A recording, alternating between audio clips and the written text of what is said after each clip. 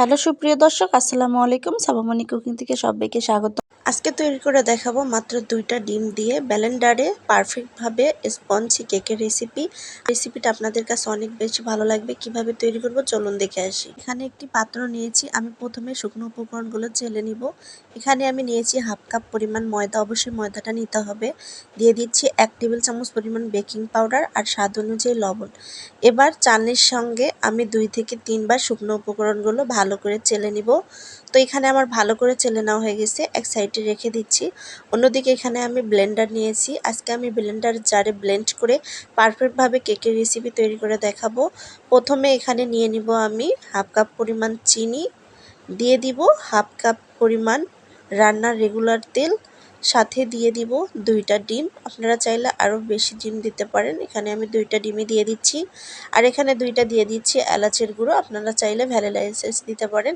এবার ব্লেন্ডারে আমি 1 থেকে 1.5 মিনিটের মতো ভালো করে ব্লেন্ড করে নিয়ে আপনাদেরকে ঢালিয়ে দেখাচ্ছি। দেখতেই পাচ্ছেন কতটা স্মুথি হয়েছে। এরপর আমার চেলে রাখা শুকনো উপকরণগুলো অল্প অল্প করে দিয়ে দিব, একেবারেই দিব না, এতে করে কেকটা শক্ত হয়ে যাবে। আমি অল্প অল্প করে এখানে শুকনো উপকরণগুলো দিয়ে কেকের জন্য ব্যাটারটা তৈরি করে নিচ্ছি। এবার আমি একটি হ্যান্ড উইচের সঙ্গে ভালো করে কেকের ব্যাটারটা ভালো করে ফেটে নিব, যেন কোনো রকম লাঞ্চ না থাকে। পর্যায়ে যদি কেকের ব্যাটারটা একটু হালকা ঘন মনে হয়, তাহলে আপনারা আগে থেকে জাল করা 2 টেবিল চামচ পরিমাণ লিকুইড দুধ দিয়ে দিতে পারেন। তো আমার এখানে হালকা একটু ঘন মনে হচ্ছে, এই জন্য আমি 2 টেবিল চামচ পরিমাণ লিকুইড দুধ দিয়ে আবারও হ্যান্ড উইচের সঙ্গে ভালো করে ফেটে নিচ্ছি। তো আপনারা দেখতেই পাচ্ছেন খুব সুন্দর করে আমার ভালো করে ফেটে নেওয়া হয়েছে। এবার আমি এক সাইডে রেখে যে বাটিতে কেকটা সেট করব সেই বাটিটা নিয়ে নিচ্ছি। এখানে আমি সেট করার জন্য একটা কেকের মল্ড নিয়ে নিয়েছি। এর মধ্যে আমি দিয়ে দিচ্ছি বেকিং পেপার। আপনারা চাইলে খাতার সাদা কাগজও গোল করে কেটে বাটির মধ্যে সামান্য পরিমাণ তেল দিয়ে সেট করে নিয়ে নিতে পারেন। এর মধ্যে দিয়ে দিলাম রান্নার রেগুলার সাদা তেল। এবার হাতের সঙ্গেই আমি পেপারটাকে সুন্দর করে বাটির মধ্যে সেট করে দিচ্ছি। তো সুন্দরভাবে সেট করা হয়ে গেছে। এবার আমি কেকের ব্যাটারটা দিয়ে দিব। কেকের ব্যাটারটা অবশ্যই এরকম খুব বেশি পাতলাও না, আবার খুব বেশি ঘনও না, এরকম পর্যায়ে করে কেকের ব্যাটারটা বানিয়ে নিতে হবে। এরপর আমি বাটিটা একটু ট্যাপ করে দিচ্ছি, এর মধ্যে যেন কোনো বাবলস না ওঠে। এরপর আমি চুলায় চলে যাব কেকটা বসানোর জন্য। আগেই আমি একটি কড়াইয়ের মধ্যে সামান্য কিছু পরিমাণ বালি আর স্ট্যান্ড দিয়ে 10 থেকে 12 মিনিটের মতো হাই হিটে গরম করে নিয়েছি। তারপর কেকের বাটিটা বসিয়ে দিয়ে ঢাকনা দিয়ে ঢেকে মিডিয়াম লো আঁচে রেখে কেকটাকে 40 থেকে 45 মিনিটের মতো আমি কুক করে নিব। আপনাদেরকে আমি 40 থেকে 45 মিনিট পর আমি কেকটা দেখিয়ে দিচ্ছি। কেকটা কিন্তু অনেকটা পরিমাণ ফুলকো হয়েছে, আপনারা উপর দিয়ে দেখতে পাচ্ছেন।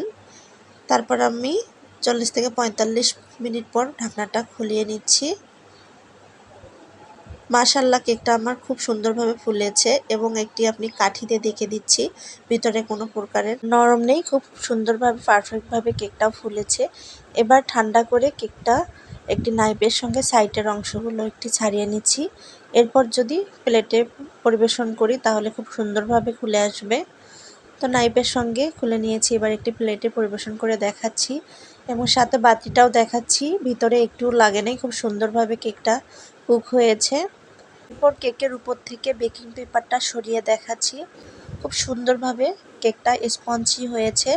আপনারা এভাবে ব্লেন্ডারে ব্লেন্ড করে এরকম স্পঞ্জি কেক বাসায় তৈরি করে নিতে পারবেন।